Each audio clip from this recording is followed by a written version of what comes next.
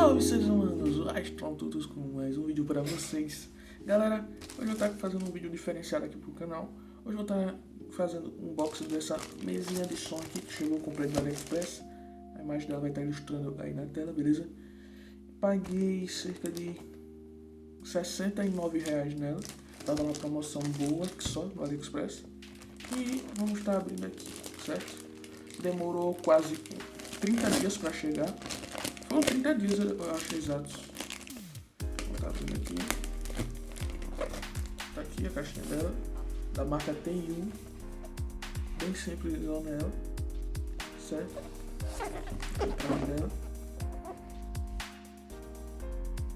Espero que esteja focando.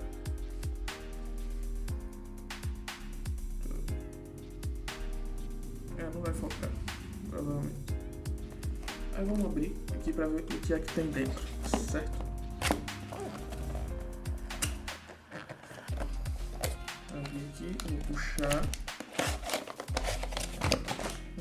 Super bem embalado, hein? Temos o cabo, certo? Cabinho e a mesa.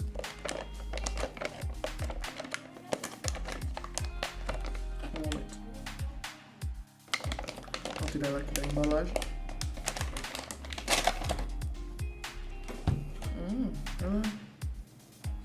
Ela é menor do que eu esperava. Bem menorzinha. Tá aqui ela.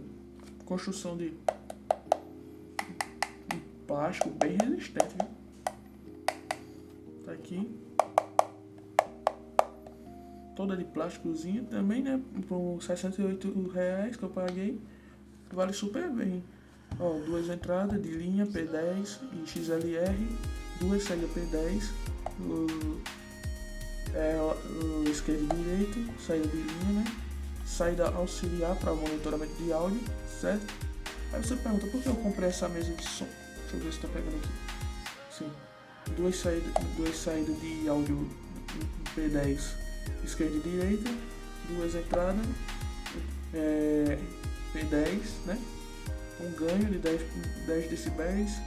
Phantom Power que ela tem, né? Bem interessante também, por um dos motivos de eu ter comprado ela.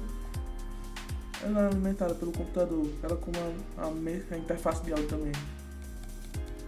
Aqui conecta no computador, né? E daqui, ó, todo o monitoramento, tudo certinho. Agora é só fazer a configuração. E se quiserem um vídeo de configuração dela, vocês falam aí, comenta aí bastante que eu faço, beleza? Mas é isso, galera, esse foi o vídeo. Espero que vocês tenham gostado. Se curtiu, por favor, deixa o like, compartilha com seus amigos nas suas redes sociais. É isso, valeu, falou e fui. É nóis, tamo junto.